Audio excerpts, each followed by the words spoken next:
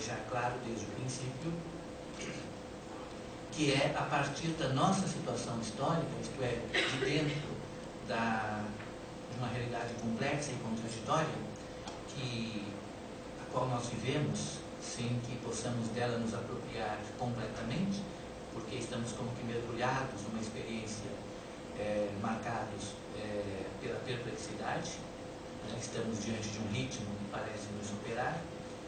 É a partir dessa situação que lançamos essas interrogações. Evidentemente, não para obter respostas que nos expliquem o que é vida, o que é vício, o que é virtude, mas para tomar consciência do teor dramático da história que produzimos e das práticas que nós designamos com essas palavras, que são ao mesmo tempo tão comuns e tão obscuras.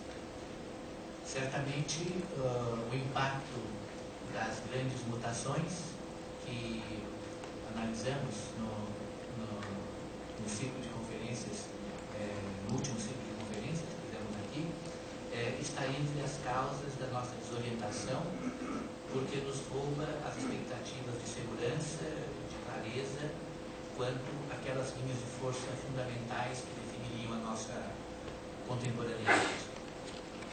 Nós falhamos em discernir, falhamos em aplicar distinções, e isso naturalmente pode ser visto como sinal de falência de critérios e de esgotamento das possibilidades. Isso nos leva a algo que podemos designar como atitudes perigosas, que consiste em não apenas deixar de acreditar nas respostas, mas também desistir das perguntas. O que fazemos no presente depende do modo como incorporamos nossa herança. E nós vivemos numa época marcada pela decepção com o legado humanista que parecia constituir tão positivamente a nossa modernidade. E, no entanto, agora já não nos comovemos mais com esperanças ou com utopias e quase já não temos mais como traçar com nitidez caminhos de futuro.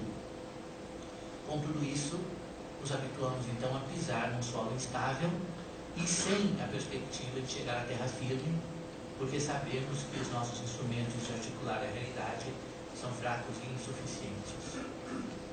O que é virtude? O que é vício? Como se tece a vida nas relações entre uma coisa e outra?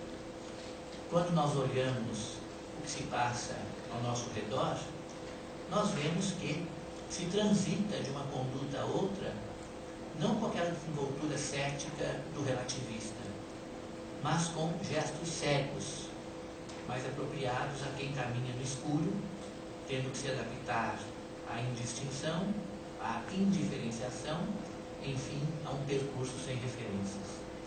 Por isso, quando ainda nos referimos ao vício e à virtude, o fazemos sempre nos limites estreitos das circunstâncias e deixamos de lado qualquer aspiração à universalidade, mesmo que seja uma universalidade modulada pela história e pela nossa condição finita.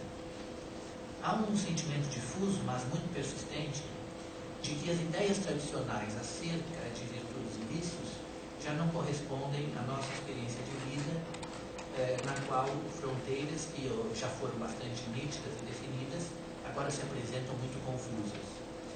Sabemos, por exemplo, que desde Aristóteles até o pensamento cristão, as virtudes são hábitos da inteligência e da vontade que nos aproximam da perfeição, e que os vícios ou os pecados seriam aqueles pensamentos e obras que nos afastam da perfeição.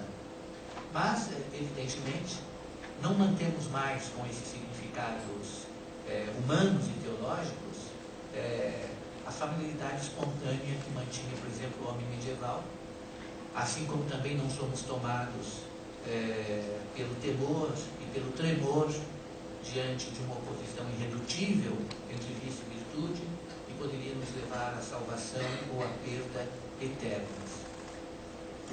Como devemos entender, então, essa indiferença a que parece que chegamos?